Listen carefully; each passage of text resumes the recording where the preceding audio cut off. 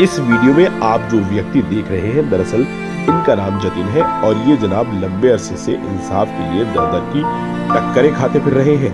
इनका कहना है कि देश की शायद ही कोई ऐसी इंसाफ दिलाने वाली संवैधानिक एजेंसी इनसे बची हो जहां इन्होंने अपने लिए इंसाफ की गुहार ना लगाई हो, लेकिन आज तक इंसाफ के नाम पर इनके हाथ एक पन्ना भी नहीं लगा। आइए सुनते हैं जतिन की जुबानी उनकी कहानी। इस वक्त हम सुप्रीम कोर्ट ऑफ इंडिया में मौजूद हैं और मेरे साथ एक व्यक्ति है जिनका नाम जतिन है। आइए उनसे बात करते हैं कि क्या मामला है, क्योंकि एक लंबे वक्त से वो जो है सिस्टम के साथ जूझ रहे हैं। उन्हें क्या तकलीफ है, आखिर उनकी समस्या का हल क्या है और क्यों नहीं उनको हल मिल पा रहा है। जतिन जी बताइए क्या मामला है। सर आज 5 फरवरी है, वो भी खत्म ही होने वाली है आपके सामने 2026। मैं 2023 अगस्त से यहाँ चक्कर लगा रहा हूँ। मेरा केस सिंपल है, मुझे लीगल नोटिस भेजा गया है जो कि मुझे भेजना चाहिए था, तब तक मैं भेज नहीं पाया था। मुझे निकाला गया, फिर मेरी कंप्लेंट्स होने के बावजूद कि हैरेसमेंट हुई है, उन पे ध्यान देने, उनको क्योर करने की बजाय, रेमेडी देने की बजाय कंपनी ने मुझे ही निकाल दिया just to safeguard their interest and their people. और उसके बाद मुझे यहाँ पे कोई लीगल एड नहीं, मैं केस डालने के लिए वकील नहीं मिल रहा, मुझे पैसे लेते हैं, वो मुकर जाते हैं, उसके बाद बात ही नहीं करते हैं। तो बस दर्जनों ऐसे केसेस हैं। आप केस बताइए, आप किस कंपनी में जॉब करते हैं, क्या हुआ है आपके साथ जिस वजह से आपको सुप्रीम कोर्ट आना पड़ा है, आपका मामला क्या है वो बताइए। सर केस तो डिटेल में अभी यहाँ पे वैसे बता देता हूँ कि आपको मेंटल हैरेसमेंट का है। कुछ 2009-10 की कुछ मेरी एक एम्प्लॉयमेंट थी HCL के साथ में, वो सेकंड एंड थर्ड एम्प्लॉयमेंट थी मेरी। कैंपस प्लेसमेंट मेरी इन्फोसिस में हुई थी, तो मैं वहां जाके होके आया था, जहां पे मुझे आखिरी के महीने में, मतलब मैं 5 महीने तक बढ़िया परफॉर्म कर रहा हूँ और छठे महीने में मैं हर एग्जाम में सिर्फ 62 मार्क्स ला रहा हूँ, जो कि इम्पॉसिबल है क्योंकि हर एग्जाम में आना 62 मार्क्स और 65 मार्क्स पे पास है। एक दिन सर खींच कर, बिल्कुल मैंने ज्यादा तैयारी भी नहीं हुई थी उस दिन, मैंने आज ट्राई करके देखते हैं 3 या 4 क्वेश्चन किए 20 में से, गेस व्हाट कितने मार्क्स आए होंगे, 62। तो वहां से शुरू होता है मामला, क्योंकि उस समय मैं 2008 में कुछ अपनी पता नहीं कुछ लोगों के विरुद्ध मैं कर चुका था कंप्लेंट, जो कि स्कूल में, मतलब कॉलेज में कुछ नेतागिरी में थे और बीजेपी से संलग्न थे, कुछ समाजवादी पार्टी से थे, कुछ कांग्रेस से थे। मैं उनके खिलाफ, मुझे ये भी याद नहीं कि वहां पे पहुंची भी है कि नहीं पहुंची, डीएम को लिखी थी, पता नहीं किसको लिखी थी उस टाइम पे, उसका मैंने फॉलो अप करने की कोशिश की इन्फोसिस में बैठ के। तो शायद उनके सर्वर्स होंगे, उन्हें पता चल गया होगा, तब से ये सबको टारगेटिंग चल रही है।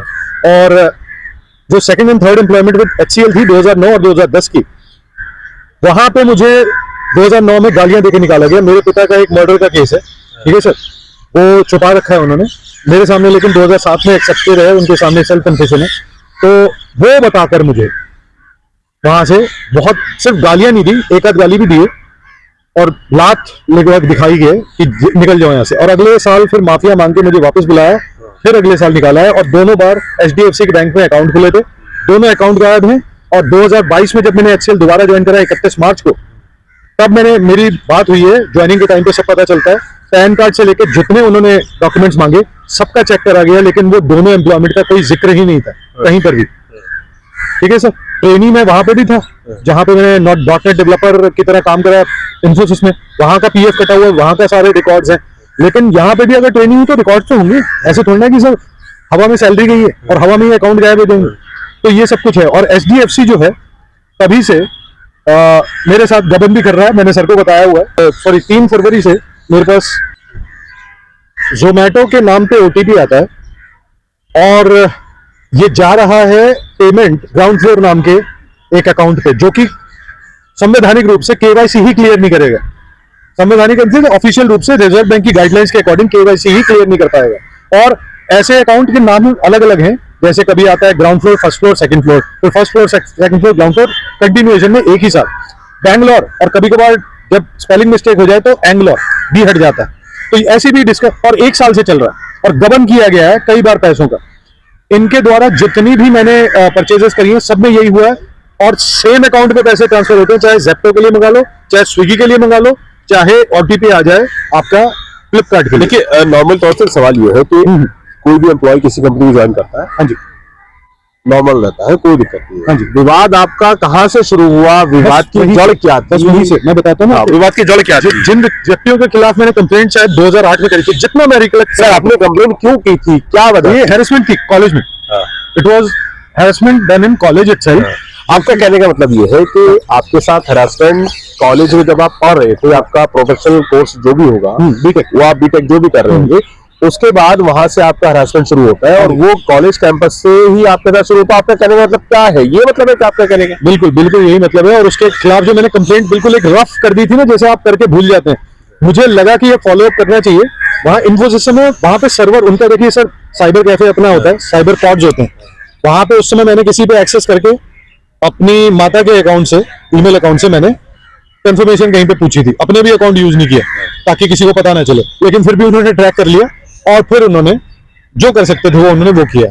और उन्होंने पीएफ भी उसी अकाउंट पे भेजा, पीएफ की जो रसीद होती है मेरी माता जी के अकाउंट, याहू अकाउंट था उनका। एक सवाल ये आपसे सवाल करेंगे कि सुप्रीम कोर्ट में आप आए, आपने क्या लिखित में दिया? एप्लीकेशन में आपने क्या लिखित? मैं बताता हूँ सर, पीएमओ के ऑर्डर्स हैं 18 सितंबर 2023 से लेबर कमिश्नर को। पीएमओ को मैंने 30 अगस्त को कंप्लेंट करी थी, 2 कंप्लेंट लगी हैं सीपी ग्राम पे, वो दिखा रहे हैं 2 अलग अलग कंप्लेंट्स हैं।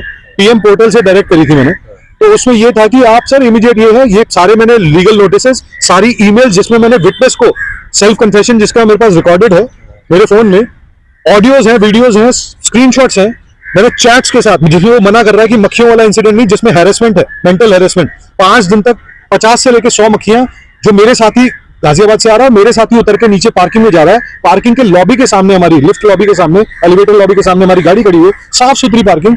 5 से 6 दिन ऐसा होता है और मैं कंप्लेंट फिर जाके मार्च में मुझे करनी पड़ती है, अप्रैल में। मैंने कहा ये सर हो क्या रहा है, क्योंकि वहां पे मैंने, और 5वें 6ठे दिन जब मैं उससे बोलता हूँ, जब वो खुद ही हंसने लगा, मैंने कहा सर आप मुझे ये बताओ भाई, मुझे ना सीसीटीवी की कैमरे की फीड निकलवानी है, क्योंकि देखना है कौन कर रहा है। उसके बाद से सर होना बंद हो जाता है, क्योंकि वो खुद कह देता है अरे जरूरत नहीं पड़ेगी, अब नहीं होगा, होना बंद हो जाता है। और वो चैट में मुझे उसी दिन जब मैं कंप्लेंट करता हूँ अथॉरिटीज से, मेरे को कह रहा है कि आप इसके बारे में मत बोलना, सिर्फ टायर में हवा जो निकाल रहा है, यहाँ पे भी हो रहा था, मतलब टायर में हवा भी निकाली जा रही थी। सर आपने अभी तक सवाल मेरा क्लियर नहीं करा, जवाब उसका नहीं दिया है कि आपने लिखित में जो दिया था, ठीक है, उसको हाँ जो आपने कंप्लेंट दी है, वो कंप्लेंट क्या थी आपकी? तो वो जो इंटरवेंशन की कंप्लेंट है, मैं एकदम दिखा देता हूँ आपको। कंप्लेंट है, एनेक्जर 1 बनाकर मैंने इसको संलग्न भी किया है इसकी टाइपिंग के साथ में, क्योंकि ये हैंड रिटन है तो मुझे टाइप करके भी एक मैटर, इसका बिल्कुल एग्जैक्ट वर्डिंग्स में मैंने साथ में लगाया है।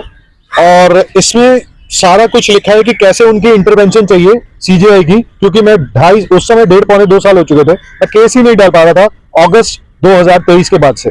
और वो केस 4 मार्च 2025 को मैं पहली बार डाल चुका हूं। उसके बाद में उन्होंने क्यूरेट करवाया, मतलब डिफेक्ट क्योर करने को कहे, तो मैंने अपने जो हफ्ता 10 दिन जिनके साथ में बैठ के मैंने प्रिपेयर किया था पूरा डॉक्यूमेंट रिट का, writ petition party in person का, वो हाई कोर्ट के बहुत एक्सपीरियंस्ड वयोवृद्ध एक 60 वर्ष से अधिक के एक स्टेनो थे, उनसे भी गलती नहीं हुई, वो साफ बोल रहे हैं, मेरे पास उनकी भी रिकॉर्डिंग है, वो खुद कह रहे हैं कि आपके साथ कोई गलत कर रहा है और यहाँ पे सब कुछ गलत हो रहा है। प्रूफ रीड करने के बाद भी सारे डॉक्यूमेंट बदल दिए जाते हैं, मेरा नाम बदल दिया गया, मेरा नाम जतिन पावर, रिट पिटीशन में नाम ही गलत महेंद्र सिंह डाल दिया गया। और उसके बाद से 18 सितंबर जो 2023 वाली जो पीएमओ की डायरेक्टिव्स थे कि आप सेल्फ एक्सप्लेनेटरी एक ये केस है, क्योंकि मैंने वेल एक्सप्लेन था विद ऑल द डॉक्यूमेंट्स और सारे सबूत के साथ में अटैच करके भेजा था, वो उन्होंने बिल्कुल बैठ गए उस पर। आज तक कोई रिस्पांस नहीं है। 3 रिप्रेजेंटेशन यानी रिमाइंडर्स भेजे जाते हैं, मैंने भेजे, उसके बाद मैं यहाँ पे आया हूँ। आप क्या चाहते हैं लास्ट में आप बताइए। इसके बाद तो मैंने police commissioner, DGP UP, CM, 2-3 CM से तो मैं मिल चुका हूँ, सीएम साहब के घर जा चुका हूँ, योगी आदित्यनाथ जी के। एक बार वो उनके सेक्रेटरी को मैंने पकड़ा रखा है, डॉकेट पूरे केस का प्रिंट आउट निकाल के विद एविडेंस। केशव प्रसाद मौर्य जी से उसी दिन 2 घंटे बाद में मिलता हूँ, वहां वेट करता हूँ, 2 घंटे बाद मिलता हूँ, 2 मिनट बात होती है, मैं उनके हाथ में भी वही डॉक्यूमेंट पकड़ाता हूँ। 150 पेज से थोड़ा सा कम का ही है, मतलब 140 से ऊपर पेजों का। और उसके बाद मैं मिलता हूँ और हैंड रिटन कंप्लेंट है उस पर अडेंडम। उसके बाद मैं फिर वापस आता हूँ, ये अप्रैल की घटना है, 9 अप्रैल। और उसके बाद यहाँ पे फॉलो अप करता हूँ। 1 अप्रैल को मैं पहले ही जाके डाल चुका हूँ एक ऐसी ही कंप्लेंट राष्ट्रपति भवन में 24 मार्च को ये देने के बाद, जिसका डायरी नंबर आप देख रहे हैं। और उसके बाद भी एक कंप्लेंट में 12 जून को डाल के आता हूं, जिसके दोनों के डायरी नंबर अभी नवंबर में बैठ के मैं कंफर्म करता हूं यहाँ से, और यहीं पे बैठ के मैं ऑल रिकॉर्डेड है, जिनमें वो कह रहे हैं कि इनके लिए राष्ट्रपति भवन ने डायरेक्शन भेजी हुई है होम सेक्रेटरी को, जो अमित शाह जी के आदे हैं, गोविंद मोहन नाम शायद उनका, और भेजी हुई है उन्होंने प्रिंसिपल सेक्रेटरी उत्तर प्रदेश को। ठीक है जी, मैं होम सेक्रेटरी को सीपी ग्राम पे भी लिखता हूँ रिक्वेस्ट कि सर इंटरवीन कीजिए, आपके पास मामला पहुंचा हुआ है, राष्ट्रपति भवन के डायरेक्शंस हैं आपको, और मेरे पास कॉल्स हैं, सब कुछ है, उनके पास भी है। आप प्लीज मुझे एक टाइम दीजिए, मैं या फिर मेरे को कोई असाइन कीजिए ऑफिसर जो मेरी बात सुन सके। उन्होंने सीपी ग्राम पे डिनाई कर दिया, अपील का ऑप्शन भी खत्म कर दिया। मैंने ईमेल उनके ऑफिस में बैठ के लिखी थी, वो भी खत्म कर दी। आप मुझे एक बात बताइए कि इंटरवेंशन, आप सबसे इंटरवेंशन चाह रहे हैं, सीएम हाँ जी, से, हाँ जी, पीएमओ से भी बिल्कुल। आपने चाहा, हाँ जी। आपने सुप्रीम कोर्ट से भी चाहा, बिल्कुल, लेकिन हाई कोर्ट से भी चाहे, हाई कोर्ट से भी, कहां से आपको इंटरवेंशन मिला है? कहीं से नहीं मिला, कहीं से मिला ही नहीं है। पीएमओ से एक डायरेक्शन जरूर आई है 18 सितंबर 2023, that is the only positive development. और एक 17 जून को जिस दिन मैंने आरटीआई की एप्लीकेशन डाली, उसके आधे घंटे बाद 22 मई से जिस पे बैठे हुए थे, और टर्न अराउंड टाइम 15 दिन का होता है इन्हीं के अकॉर्डिंग, तो 22 मई से 17 जून तक कुछ नहीं किया। लेकिन 17 जून को जैसे ही मैंने आरटीआई एप्लीकेशन अपनी पत्नी से डलवा दी, वो उठ के आधे घंटे के अंदर, मुझे 20 मिनट के अंदर मेरे पास एक मैसेज आता है कि आपके बार काउंसिल ऑफ इंडिया को आपकी कंप्लेंट के ऊपर एक्शन लेते हुए मिनिस्ट्री ऑफ लीगल अफेयर्स है, जो भी अर्जुन राम मेघवाल की है, जिनको मैंने 22 मई को मैंने कंप्लेंट करी थी 2025 में, उन्होंने वहां भेज दिया। 3 हफ्ते बाद मुझे फीडबैक के लिए कॉल आता है, उन्होंने कहते हैं सर आप एक बार जाके तो देखिए। न्यूट्रल से ऊपर ही पॉजिटिव की तरफ ही फीडबैक है, क्योंकि उन्होंने आपका केस उनको भेजा है, आपको लीगल मदद मिले, जैसे आपको मिल नहीं रही है। सर वहां गया हूं, वहां की रिकॉर्डिंग्स हैं, वो लोग कह रहे हैं हमें मिली नहीं है। मैंने कहा सर 10 लोग और भी है नाम में, इनकी भी नहीं मिली, वो साफ मना कर दिया। फोन पे मैंने फॉलो अप किया है, उसके बाद सोचिए 3 हफ्ते बाद की बात है, पौना घंटा वहां पे लोग, और बार काउंसिल ऑफ इंडिया के प्रेमाइसेस में, जो दीनदयाल उपाध्याय से लगता हुआ। अगर इंटरवेंशन ले लेता है कोई भी, तो हाँ। आप मुझे बताइए कि डर किस बात का है? क्यों किस बात कोई का डर? आपके केस में कोई इंटरवेंशन क्यों नहीं ले रहा है, क्यों नहीं आ रहा है? आखिर आपको क्या वजह लग रही है? अब इसमें सर आपको मैं बताता हूँ, सीपी ग्राम पे मैंने जनवरी 2022 में एक कंप्लेंट करी थी, ठीक है सर। वो मेरे पिताजी के, ये जो नंबर है वो मेरे पिताजी का नंबर है, ठीक है सर। जैसे आप भी कहीं कभी ले लेते होंगे, मैंने भी एक पिताजी का नंबर ले लिया था, मेरे पास टाइम नहीं था, आई थिंक 2019 के एंड या 2020 की शुरुआत की बात होगी, मैंने उनका नंबर ले लिया था, तब से वो मैं यूज कर रहा हूँ, ठीक है, उनके नाम पे मतलब। और उसी नंबर से मैंने क्रेडेंशियल बना के सीपी ग्राम पे कंप्लेंट करी थी। आप यकीन नहीं मानेंगे, उस पर डिस्पोजल आया, लेकिन वो डिस्पोजल वो नहीं था कि मेरी मदद की जाए, वो यूजीसी को असाइन करके वो यूनिवर्सिटी के अंदर ही बात दबाने की कोशिश थी उस टाइम पे, एक पर्टिकुलर यूनिवर्सिटी का केस था। तो यहाँ पे वो भी कॉर्पोरेट से, क्योंकि मैं एम्प्लॉय था उस समय कॉर्पोरेट का, जो मेरा ट्रेनिंग वहां करवा रहे थे, ठीक है सर, सब पीएफ कटा हुआ। उसके बाद जब मैं वहां से फ्री हो जाता हूँ और मैं एचसीएल ज्वाइन कर लेता हूँ, सारा बैकग्राउंड सब कुछ क्लियर, और उसके बाद हरमन भी ज्वाइन करके सब कुछ क्लियर। अब दिसंबर में 2025 में मैं चेक करता हूँ, सीपी ग्राम में वो वाली कंप्लेंट जो मेरे क्रेडेंशियल्स भी नहीं है, वो डाल रखे हैं मेरे क्रेडेंशियल्स, जो मेरा नंबर रजिस्टर्ड है उसके साथ। सर ये हो ही नहीं सकता। आप पीएफ में अगर अपने क्रेडेंशियल्स मर्ज करवाने जाएंगे ना, बहुत लंबा टीडीएस प्रोसेस है। आधार लिंक करवाने जाएंगे, उसका टीडीएस प्रोसेस है। यहाँ तो 2 अलग अलग लोगों के नाम पे रजिस्टर्ड फोन है, उनके आप क्रेडेंशियल्स मिक्स कर रहे हैं और कंप्लेंट्स मिक्स कर रहे हैं, जो अपने आप में कॉन्फिडेंशियलिटी का ब्रीच है। आपका दुश्मन कौन है? सर मुझे नहीं पता, दुश्मन मेरी तरफ से कोई नहीं है, लेकिन कुछ लोग कॉर्पोरेट्स को बचाने के लिए कुछ ऐसा कर रहे हैं। कौन लोग हैं जो अब मैं आपको बताता हूँ, एक एग्जांपल और है। आपने 23 ओटीटी बैन होते हुए देखे हैं सर, जुलाई 2025 में, ठीक है, अश्लील कंटेंट के जैसी वो सब बैन हो गए। उसके बाद उसी समय पे मुझे पॉर्न एक कंपनी का ऐड दिखाता है, फेसबुक और इंस्टाग्राम। फेसबुक पे नहीं था, इंस्टाग्राम पे था, वो ऐड दिखाया जाता है, स्पॉन्सर्ड लिखा है, यानी कि आप पेमेंट भी ले रहे हो, आपने बैकग्राउंड चेक भी किया उस पार्टी का, उस कंपनी का, आपको सब कुछ पता है कि आप क्या दिखा रहे हो और किसे दिखा रहे हो। उसने मुझे दिखाया और मैंने उसके बाद सब अथॉरिटीज को कंप्लेंट करी है कि ये मुझे दिखाया जा रहा है, इन पे भी एक्शन लिया जाए। इसलिए, और इससे पहले से ये सब कुछ चल रहा है, मेरे मैसेजेस गायब है फेसबुक से, और बहुत कुछ मेरी पोस्ट गायब हो जाती है, फिर दिखाई जाती है। ये कि कॉर्पोरेट आपका दुश्मन है? अब बनता जा रहा है, क्योंकि ये सारे क्लाइंट्स भी रहे हैं, मेरे बिग टेक क्लाइंट्स भी रहे हैं, जिनके लिए मैंने गूगल के लिए तो हायरिंग करी आप है। अभी क्या कर रहे हैं? अभी फिलहाल मैंने स्टार्टअप शुरू किया था, क्योंकि मुझे मालूम था 2-3 महीने हो चुके, मतलब 2-3 महीने उसके बाद मुझे कंफर्म हो गए थे, लेकिन मैंने जुलाई में आई थिंक मैंने स्टार्टअप शुरू कर दिया था।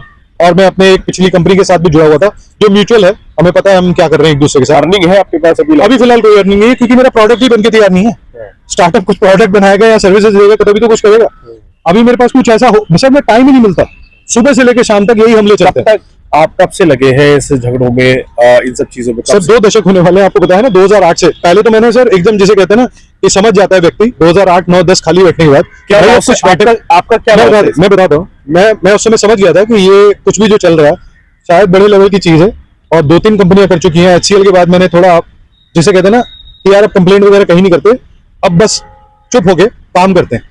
तो मैंने अपनी विवाह तक 2015 में मेरा विवाह हुआ है, एंड में मैंने तब तक किया। और उसके बाद जैसे ही मेरा विवाह होता, इनको शायद बहुत इनको वो लगा कि मेरी पत्नी भी काफी वेल ऑफ है फाइनेंशियली, तो उन्होंने सर मेरे को पूरे ताबड़तोड़ हमले शुरू कर दिए, जबकि मैंने कोई कंप्लेंट नहीं, कुछ नहीं मेरी तरफ से, मैं वैसे ही काम करता रहा जैसे मैं करता रहा था। तो तब से ये सब कुछ चल रहा है। और आज सुबह का आपको बताता हूँ, कल मेरे पास मैसेज रिसीव हो चुका था, मैं आपको दिखा देता हूँ, आज की ही घटना है। ये देखिए आईसीआईसीआई बैंक का सर ये मैसेज है जो कल ही मुझे आ चुका था, ठीक है सर। और ये आज सुबह, और अभी इसमें टाइम भी 4 फरवरी दिखा रहा है, लेकिन सुबह 5 फरवरी मैंने इसमें जब यहाँ पे है 11:57 इसका मैंने पोस्ट डाल दिया है।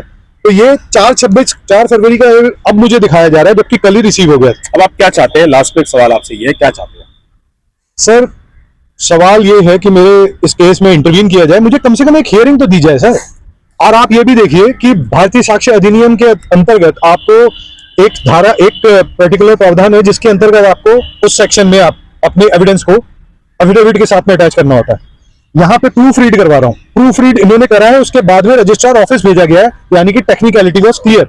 जो ये एनेक्जर दिखा रहा हूँ सर मैं आपको, annexure 1 complaint to CGI with diary number 24 March वाली, ये इन्होंने क्लियर करा है, यानी कि एनेक्जर्स इन्होंने देख लिए हैं। और वो एनेक्जर्स के साथ में डिजिटल एनेक्जर्स भी हैं, डिजिटल डॉक्यूमेंट्स भी हैं, क्योंकि वो डिजिटल एविडेंस है, उसके साथ में वो जुड़ा होना जरूरी था, भारतीय साक्ष्य अधिनियम वाला। वो इन्होंने क्लियर ही नहीं किया, तो मतलब उन्होंने पूछा ही नहीं और वो क्लियर करके रजिस्ट्रार में भेज दिया। तो यहाँ पे भी कुछ ना कुछ गड़बड़ है। और रजिस्ट्रार जैसे थानेदार के खिलाफ आप उसी थाने में जाके एफआईआर करवाने जाओ तो क्या होगा आपके साथ? मुझे वकील भी कल वही बता रहे थे, जिनको मैंने सामने बैठ के आउटलुक से 2 मेल्स भेजी हैं, पार्ट 1 पार्ट 2 रिस्पेक्टिवली। पार्ट 1 में लेबर कमिश्नर वाला जो 18 सितंबर 2023 का अटैचमेंट था जीमेल का, वो भेजा है, पीडीएफ डाउनलोड प्रिंट करके जो निकालते हैं आप, ठीक है सर, पीडीएफ था वो भेजा है। और उसके साथ में अटैच था मेरा ये वाला केस का जो 5 सितंबर से चल रहा है 2025, जिसमें रजिस्ट्रार ने डिस्पोज कर दिया है, रिजेक्ट कर दिया है, वो मैंने उनको दोनों को भेजा है। उनको वो पार्ट 1 मिल चुका है और वो रिकॉर्डिंग में बता रही है, 1 घंटा 16 मिनट की हमारी रिकॉर्डिंग है। सर भी बैठे थे, उनके साथ में ही जब बैठे बातचीत हमारी चल रही थी, कल मैंने ये बंद करी रिकॉर्डिंग, फिर दोबारा शुरू करी एक और, तो उसमें वो बता रहे हैं, मेरे OnePlus पे ही है, उसमें वो बता रही है कि हाँ उन्हें मिल गया, वो देख रही है वो, और मैंने उनको तभी 2500 रुपीज की यूपीआई पेमेंट भी करी है। तो सब कुछ सबूत है कि उनको पता है, उनको मिल गया। पार्ट 2 जो था जिसमें रिट डॉक्यूमेंट था HCL वाला, वो उन्हें लेटर डिलीवर हुआ है, उसमें भी मैंने रात को देखा है कि अटैचमेंट है। अब सुबह देख रहा हूँ दोनों अटैचमेंट गायब है। सर ये पहले भी हो चुका है, ये बिग टेक इसमें सर आपका सर्वर है, ठीक है, आप सर्वर खरीदिए, एक 25-30 हजार का आपका सर्वर बन जाएगा।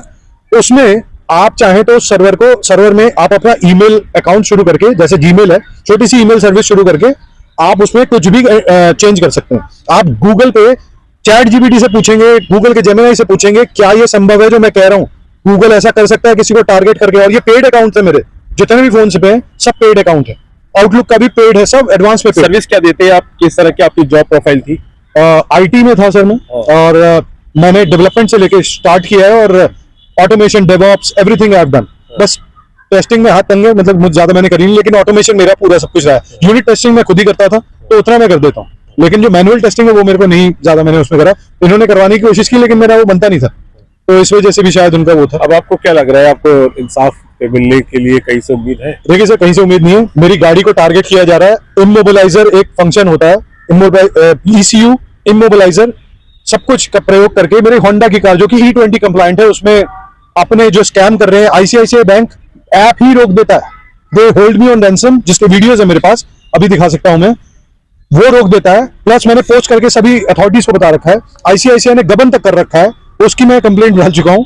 ये 1000 रुपए 2 मिनट में कट जाते हैं, 1 मिनट में, और उसके 2 दिन तक अगले मैं ट्रांजैक्शन चेक करता रहा हूं, कोई ट्रांजैक्शन नहीं। बताइए सर, कॉर्पोरेट में आपने HCL का नाम लिया, इन्फोसिस का नाम लिया, बिल्कुल लिया। अब अभी HDFC का रह गया सर, मैं बता बैंक का रह गया, ICICI बैंक का नाम लिया, हाँ जी, HDFC की बात, हाँ जी, हाँ जी, बिल्कुल। अब आपने कोर्ट का भी नाम लिया है, कोटक का भी नाम लिया। अब आप कोर्ट पर भी आ गए, कोर्ट में भी आ गए। एक सवाल आपसे ये है लास्ट, कि दिल्ली पुलिस ने भी आपको इन्वॉल्व कर लिया अपने मामले में। कमिश्नर ऑफ पुलिस को 1-2 हफ्ते से कंप्लेंट मेरी पहुंची है। सर एक बात बताइए कि जब सारी वही एजेंसीज आपको जो इंसाफ दिलाने वाली है, हाँ, वो इन्हीं के खिलाफ आप आ गए, तो आपको क्या मिले? मुझे कोई उम्मीद नहीं है, लेकिन एक लड़ाई लड़ना एक व्यक्ति का धर्म बनता है। शायद कोई लड़ेगा नहीं, सब जाएंगे कि भाग ही जाते हैं, लेकिन सर मैं अपने आप से कमिटमेंट कर चुका हूँ। एक मेरे स्वाभिमान पे चोट है, ये तो मैं लड़के, अगर मेरे को जाना भी है इस देश से, जो कि कोशिश हो रही है कि मैं देश से भाग जाऊं, तो जाऊंगा तो लड़के जाऊंगा, ऐसे तो नहीं जाऊंगा। जब यहाँ पे सीजीआई या जो टॉप फाइव जजेस हैं, जो बेंच बनती है ना सीजीआई की, उनमें से कोई एक भी कह देगा कि हम हमारे बस की नहीं है भाई, अब तुम्हें न्याय नहीं दे सकते। कुत्तों के लिए न्याय है सुओ मोटो कॉग्निजेंस है, मेरी ले लो यार, एक हियरिंग दे दो, एक हियरिंग दे दो, मैं अब सिद्ध कर दूंगा कि मैं क्या बोल रहा हूँ और कितनी बड़ा केस है ये। ठीक है, देखना ये होगा कि आखिर जतिन को इंसाफ कैसे मिलेगा, क्योंकि बहुत ही विचित्र तरीके से जतिन अपने ही इंसाफ मांगने वाले जाल में फंस चुके हैं। और इस जाल से कैसे इंसाफ मिलेगा, कब मिलेगा, कौन सी एजेंसी इनको इंसाफ देगी, कुछ बात करना चाह रहे हैं। एक चीज और, मेरे केस में एक hearing I will prove everything. मैं झूठ नहीं बोल रहा, मैंने एक डिटेल सारी सच बताई है, इतनी पुरानी डिटेल, और मैं सारी क्रोनोलॉजिकल ऑर्डर में बिना देखे मैं रिपीट कर सकता हूँ, इतनी मेमोरी सही है। ठीक है, देखिए ये मीडिया होने के नाते हम जतिन के लिए इतनी बात कह सकते हैं कि एजेंसी को जतिन के लिए, उनके इंसाफ के लिए आगे आना चाहिए और उनकी कम से कम इंटरवेंशन लेने के बाद और उनकी एक हियरिंग हो और उन्हें